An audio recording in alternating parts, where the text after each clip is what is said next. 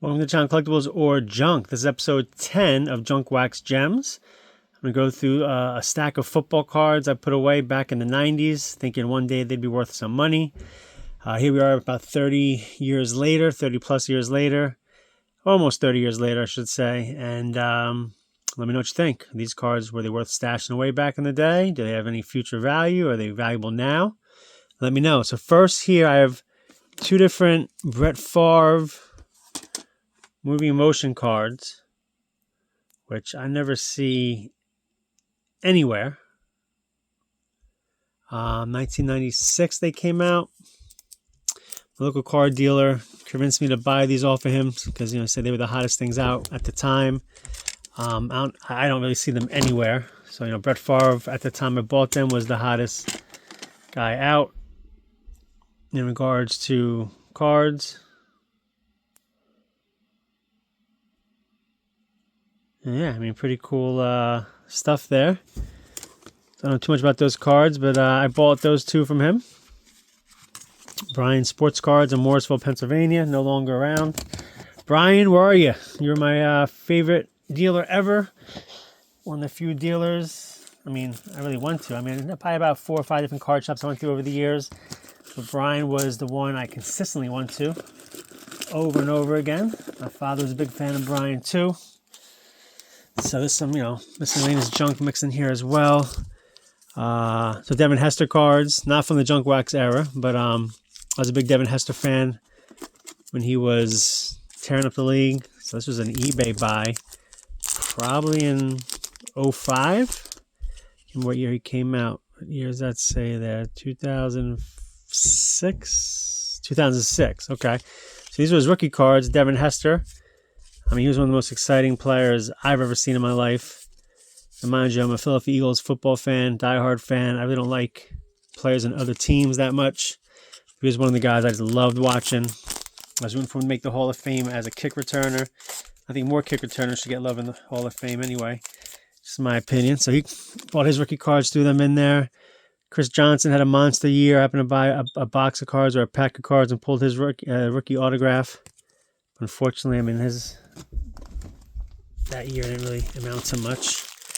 There's some oddball things thrown in there, guys. Nothing to do with football. But they're in there. I don't know. So Darth Vader pin. I used to work in a movie theater when this ame came out, so get that out of there. Here's some football cards, football phone cards, which you might have seen in another video of mine. This is the complete set. Came out in the late 90s when I first started driving. Shell gas station was selling them. Phone cards were the big craze back then. Obsolete now, probably. So that's the complete set of them.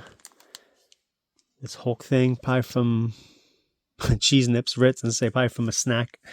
And then Madagascar 3D thing, probably from a cereal that I threw in there. So anyway, nothing to do with football, those things.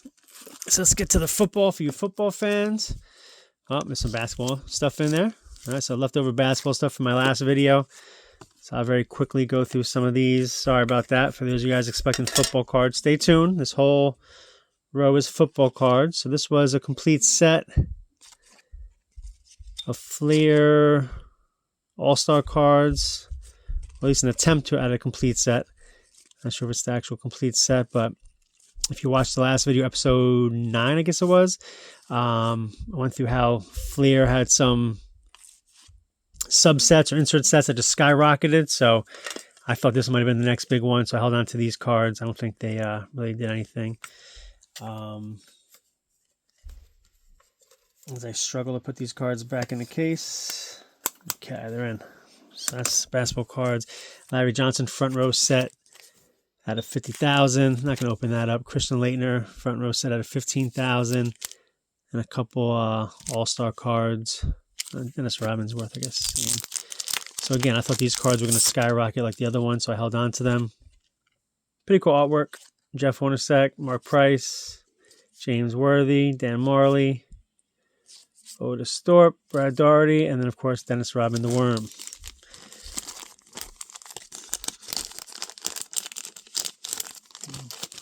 Struggling putting things back right now. Okay, so here's a promo set. Some football cards for you all. Kick things off. How I got this promo set, I don't know. Maybe I bought it. I guess I bought it, right? There's a price tag on it. It says promo set. I love promo cards. Never even actually looked at these, I don't think. So, but Jerome Bettis was a star player at the time that I wanted to get my hands on. So that's probably why I bought this set. Some big names in here, some Hall of Famers. So cool little set to have. 1994 promo set. Probably worth less than $3 now, as I struggle to put things back today. Okay. So Corey Dillon rookie card. Warwick Dunn rookie cards. I want to say I paid half of the sticker price for these cards. So I hope I did, because these cards are not aged over time. I mean, Topps Chrome card, rookie cards are always valuable. These guys were tearing up the league. It's a 98 maybe, 97 cards. So I did not really buy much cards in 97. 97 was the year I graduated high school. Here and there, I bought some things. And those cards, I mean, they were star rookies at the time. I jumped on them for investment purposes. And who knows if that was a good buy or not. Back then I thought it was a good buy, but I don't think those cards are worth much anymore. So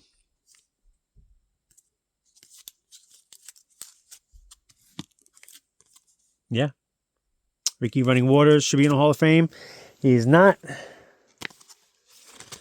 So I always save oddball things. Hope I'm not the only one. Actually, I hope I am the only one, because it might be worth something. So oddball things, I just love.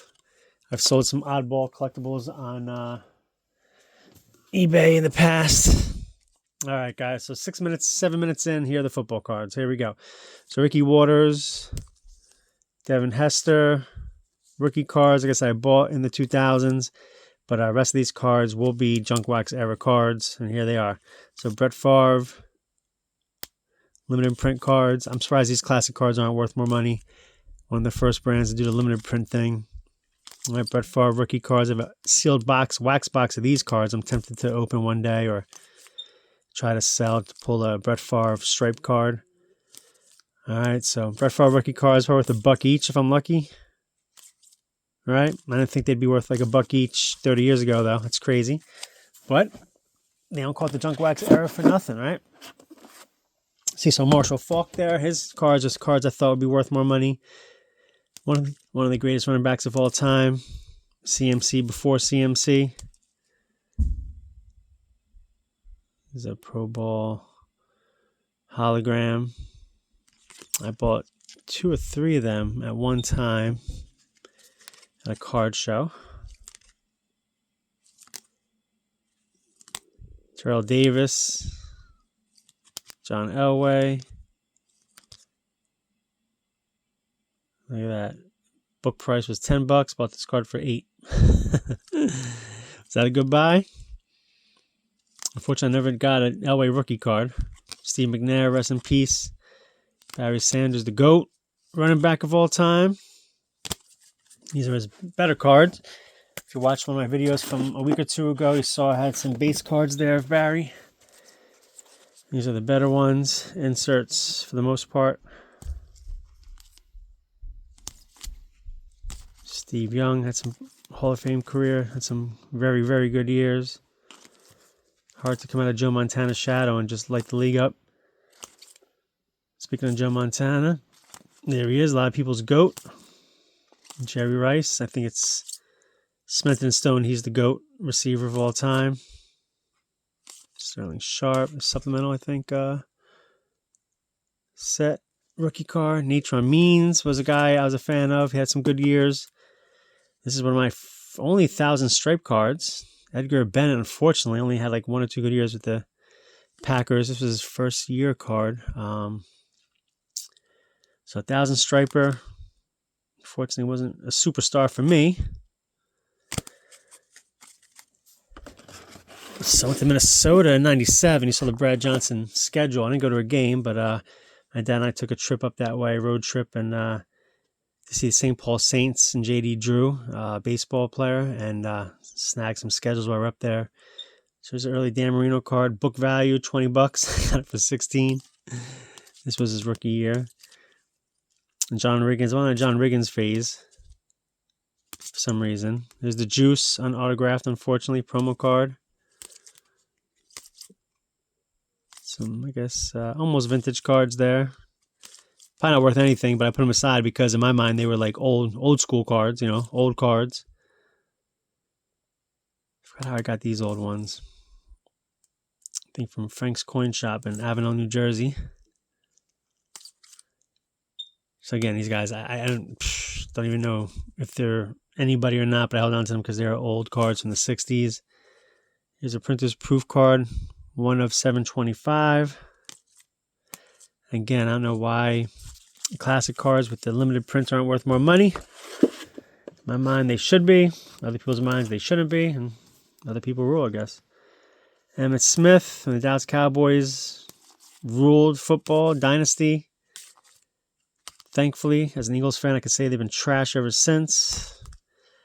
I respect the Cowboys. A lot of people like, you know, crapping on them because they've been trash for so long and don't win anything. But, you know, Cowboys broke my heart in the 90s when I was a teenager.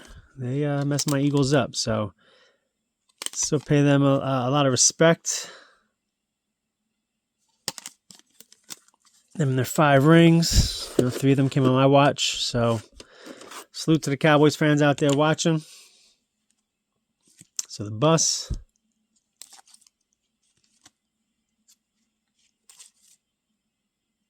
The rookie card, limited print classic card, 1 of 40,000. So they're ahead of their time with the limited print stuff, right? If only they were serial number, maybe they'd be worth more. So Collector's Edge, a little bit of gold there. They always had the serial numbered cards. Out of how many, I'm not sure. But, you know, 22 karat gold cards. Kijana Carter, my all-time favorite college running back. Sad story, the way he got hurt his rookie year. The original Brady I used to collect. Unfortunately, I didn't collect any other Bradys. This Penn State team is my favorite football team of all time as far as college goes. There's the Heisman Trophy winner, Rashaan Salam. Unfortunately, didn't pan out in the NFL. Garrison Hurst, limited print card. I was a Garrison Hurst fan for a while, too. But that's it. Chunk Whack Gems. Episode 10. Football edition.